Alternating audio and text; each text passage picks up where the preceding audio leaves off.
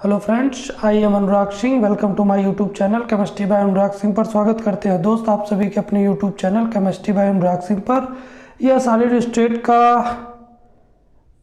10वां video होगा जिसमें हम लोग अब न्यूमेरिकल्स के जो क्वेश्चंस आपके आए हुए हैं उन सभी के बारे में जानेंगे। और न्यूमेरिकल्स के जो टाइप्स होते हैं उनमें पिछले वीडियो में उसकी शुरुआत हो चुकी थी, जिसमें परमाणु की त्रिज्या और कोर की लंबाई, अब परमाणुओं के बीच की दूरी को लेकर हम लोगों ने किया हुआ था। आज हम लोग जो पढ़ने वाले हैं वो 3 प्रश्नों के जवाब पढ़ेंगे, जिनमें एक होता है कोष्टिका या एकक सेल में परमाणुओं की संख्या, जो कि आपका आया हुआ है, और दूसरा जो होता है उपसंयोजन संख्या होता है, और तीसरा जो होता है वह क्रिस्टल का घनत्व होता है। तो जिनमें आप एक देख सकते हैं, इनमें लिखा गया है क्या, तो एकक सेल में परमाणुओं की संख्या, एकक सेल को एक कोष्टिका भी कहते हैं, इंग्लिश में यूनिट सेल कहते हैं। यूनिट सेल में परमाणुओं की संख्या, number of atoms in unit cell भी पूछा जा सकता है, जिसको किससे प्रदर्शित करते हैं, जेड से प्रदर्शित करते हैं।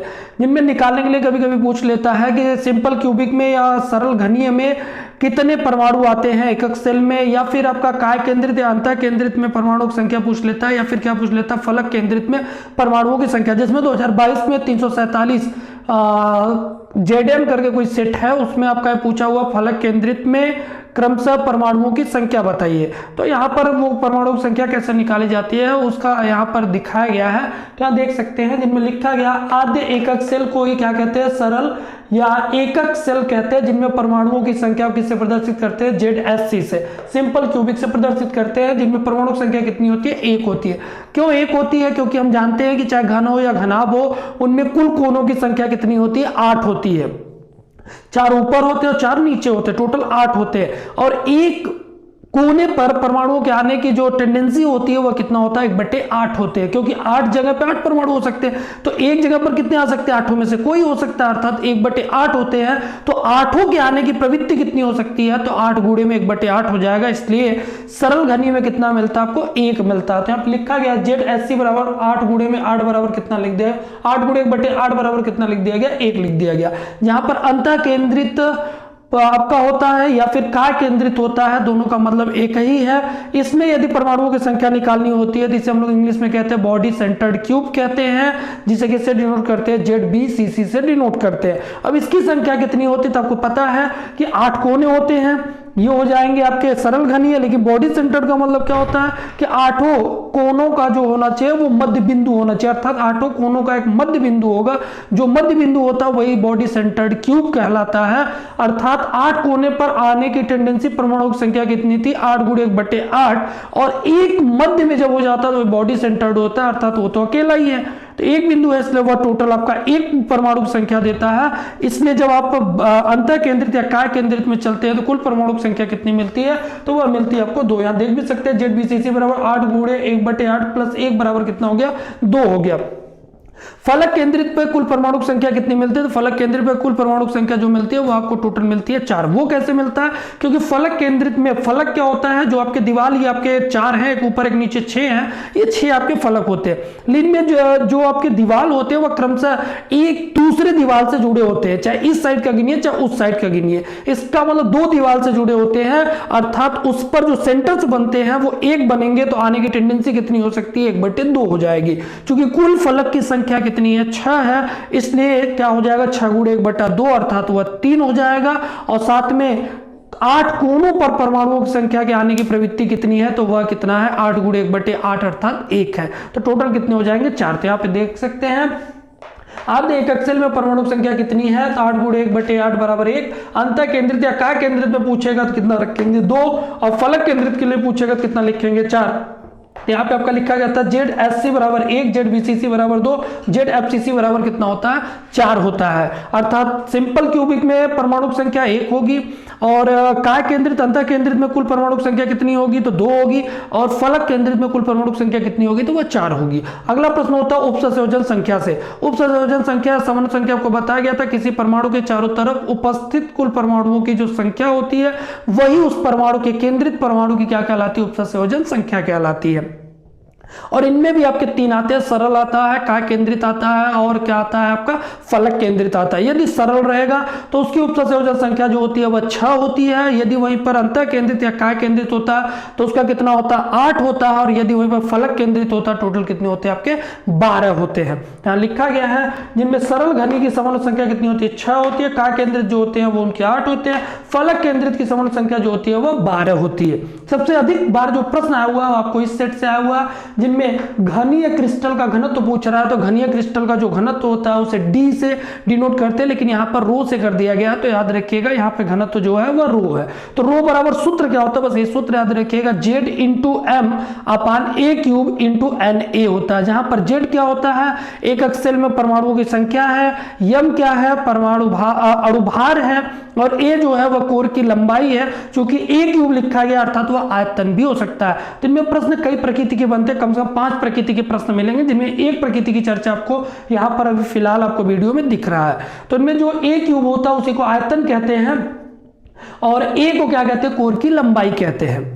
तो लंबाई का क्यूब जो होता है वो आयतन बताता है, अर्थात अगर आयतन दे दे या आयतन पूछ ले तो ए क्यूब को हटा के वहां पर क्या रख दीजिएगा भी रख दीजिएगा। तो यहाँ पर ए क्यूब गुणे में एन है, जेड क्या है परमाणुओं की संख्या है एकक सेल में, यम क्या अणुभार है, ए क्या कोर की लंबाई है, ए क्यूब का है क्या है तो आयतन है, एन क्या है एवोगैड्रो की संख्या। आइए हम लोग घनत्व पर आने वाले पहली प्रकृति का जो सवाल है उसके बारे में देख लेते हैं। पहला सवाल आपको क्या दिया गया, लेड सल्फाइड की NaCl प्रकार की संरचना है। यदि पीबीएस के इकाई सेल के कोर की लंबाई 500 पिकोमीटर है तो लेड सल्फाइड का घनत्व ज्ञात कीजिए। जहां पर लेड का परमाणु भार 207 और सल्फर का परमाणु भार जो होता है वो 32 होता है। अब सवाल लगेगा कैसे और दिया क्या गया, NaCl, KCl, LiCl जो ये सब होते हैं ये सभी आपके कौन से होते हैं, तो उनमें एक और याद रखिएगा पीबीएस भी आता है, और पीबीएस जो होता है वह कौन सा होता है फलक केंद्रित होता है। अगले प्रश्न देख भी सकते हैं, लिखा भी गया है अक्सर वैसे प्रश्न में आपको दे देगा कि आपको एससी में निकालना है कि बीसीसी में निकालना है कि एफसीसी में निकालना है। इसमें थोड़ा सा दिया नहीं था इसलिए थोड़ा सा आपको केयर करके रखना होगा कि NaCl जो होता है वह एफसीसी का होता है। तो यहाँ पर जेड जो होगा वो एफसीसी अर्थात एफसीसी हो जाएगा। कितने परमाणु संख्या होती है 4 होती है। अब अणुभार निकालना हो तो किसका निकालेंगे पीबीएस का, पीबीएस का अणुभार निकालेंगे तो पीबी का परमाणु भार कितना होता है 207, एस का परमाणु भार कितना होता है 32, 207 और 32 कर देंगे क्या आ जाएगा अणुभार अर्थात कितना होता है 239 होता है। कोर की लंबाई कितना दिया ए दिया है आपका, तो ए का मान दिया, ए का मान कितना दिया 500 पिकोमीटर, लेकिन आपको मान किस में रखने होंगे तो यहां पर आपको ग्राम प्रति सेंटीमीटर क्यूब में निकालने हैं, इसलिए पिकोमीटर को सेंटीमीटर में चेंज करेंगे। तो 1 पिकोमीटर बराबर 10 के घात -12 मीटर होता है। और यदि आप उसी को किस में चेंज करेंगे सेंटीमीटर में चेंज करेंगे तो 10 के घात -10 होगा 12, और उसको सेंटीमीटर में जब आप चेंज करेंगे कितना हो जाएगा 10 के घात -8 सेंटीमीटर हो जाएगा।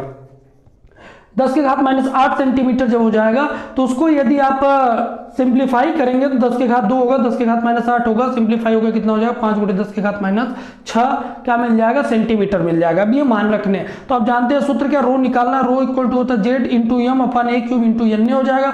जेड का मान कितना रखेंगे 4, एम का मान आपने 239 निकाला, ए का मान 5 × 10 के घात -6 हो जाएगा और इसका होल क्यूब होगा, और एन का मान कितना होता है एवोगैड्रो संख्या का 6.022 × 10 के घात 23 होता है। पूरा मान रख के सॉल्व करेंगे तो कितना आ जाएगा 12.69 ग्राम प्रति सेंटीमीटर क्यूब होता है। दूसरे सवाल को देख सकते हैं, KCl का घनत्व जो है वह 1.9893 ग्राम प्रति सेंटीमीटर क्यूब तथा एक्स रे निर्धारण के अनुसार कोर की लंबाई जो मिलता है 6.290 एंगस्ट्रॉम है।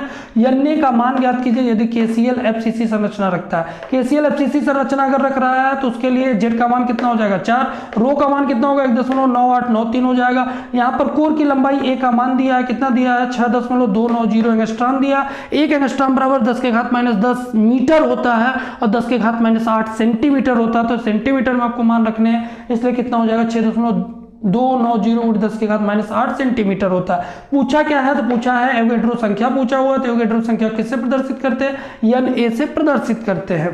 तो यहाँ पे आप क्या रखेंगे फार्मूला रो इक्वल टू होता है जेड इंटू एम अपन ए क्यूब इंटू Na होता है। तो यम आपको निकालने भी थे, यम किसका निकालेंगे KCl का निकालेंगे तो K का परमाणु भार कितना होता है 39 होता है, Cl का परमाणु भार कितना होता है 35.5 होता है, जोड़ेंगे कितना हो जाएगा 74.5 आ जाएगा। अब मान रखेंगे तो क्या आएगा, तो यहाँ पर आपको Na को निकालना, एन इधर कर दीजिए, रो इधर कर दीजिए। एन बराबर क्या हो जाएगा, जेड इंटू एम अपन ए क्यूब इंटू क्या हो जाएगा, रो हो जाएगा, जिनमें जेड का मान कितना हो जाएगा 4, एम का मान 74.5 हो जाएगा। ए का मान कितना दिया है तो यहाँ पर आपने निकाला हुआ 6.290 गुणे 10 के घात -8 मिला है, उसका क्यूब कर देंगे, गुणे में 1.9893 कर देंगे और पूरा सिंप्लीफाई करेंगे तो कितना आ जाएगा 6.017 गुणे 10 के घात 23 हो गया। तो ये आपको एक प्रकार का भी मिला हुआ है, अभी संभावित आपको 2 या 3 प्रकार के क्वेश्चंस इसके बचे हुए हैं जो कि अभी आगे वीडियो में अभी इसी में मिल जाएंगे। इस वीडियो में आपको इतना ही। यदि आपको वीडियो सेशन पसंद आए तो लाइक सब्सक्राइब शेयर जरूर करें और साथ ही साथ अपना फीडबैक जरूर शेयर करें। आज के लिए इतना ही, और सॉलिड स्टेट का वह लास्ट वीडियो होगा जिसमें आपको 3 या 4 प्रकृति के जो और सवाल बचे हैं आपको सब बता दिए जाएंगे, और जब भी संभावित प्रश्न आएंगे इन्हीं सवालों में से कोई एक प्रकृति का सवाल आपके एग्जाम में जरूर देखने के लिए मिलेगा। अब सॉलिड स्टेट का पूरा चैप्टर हो चुका है और 2023 के लिए संभावित प्रश्न आपको इन्हीं में से देखने के लिए मिलेंगे। अब हम लोग अगले नए चैप्टर के साथ कोई मिलेंगे। तो आज के लिए इतना ही, बाकी आपको अगले वीडियोज में जो मिलेंगे। बहुत बहुत धन्यवाद।